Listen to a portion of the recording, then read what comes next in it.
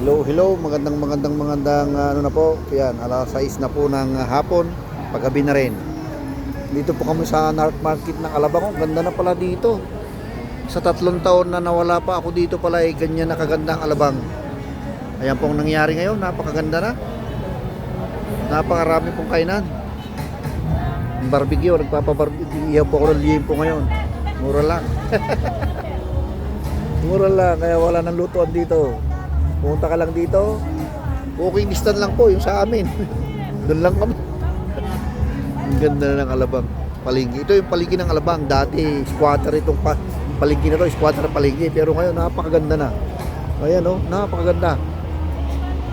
Talaga naman ang pinagbago ng Alabang. Sa 3 taon na ako'y nawala dito sa Alabang. Ayan po ang pangyayari ngayon. Oy, grabe o, sinisigawan dito ang mga bumibili. Kasi pang 20 po ako, ayan o. Oh, may ganito. Wala pa po yung umilaw-ilaw katulad dyan sa ano po. Shout out po sa mga tropa dyan. Sa Inset, lahat po kayo dyan, ano dyan. Shout out para sa inyong lahat. At ay si brother nyo yung nandito sa Philippines ngayon. Yay! Nasa Philippines si brother ngayon. Shout out po sa inyong lahat ha. Baka sabihin nyo magtatampo kayo, hindi kayo binabate. Napakaganda na po ng Alabang. Kaya pag kayo umuwi, yan, punta kayo dito sa akin at pasyal-pasyal tayo dito sa Alabang. Mag-chill-chill. Alright. Okay. Mga ano dyan, mga katropa at mga katrabaho, napakaganda na po ng Alabang. Wala po kayong masasabi rito ngayon. Puro kainan po yun mula rito hanggang doon. Oh yan, ganda ng sintro ng yan, ang kainan oh.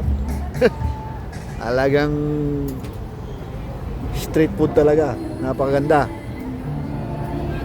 Yan po sa taas, 3 palapag na po ito oh. 4 pala, 4 na palapag pala itong palengke ngayon.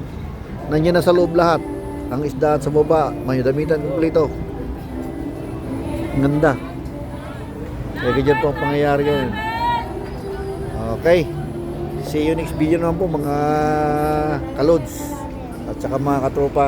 Okay, good night po sa ating lahat and then see you next video. Bye bye.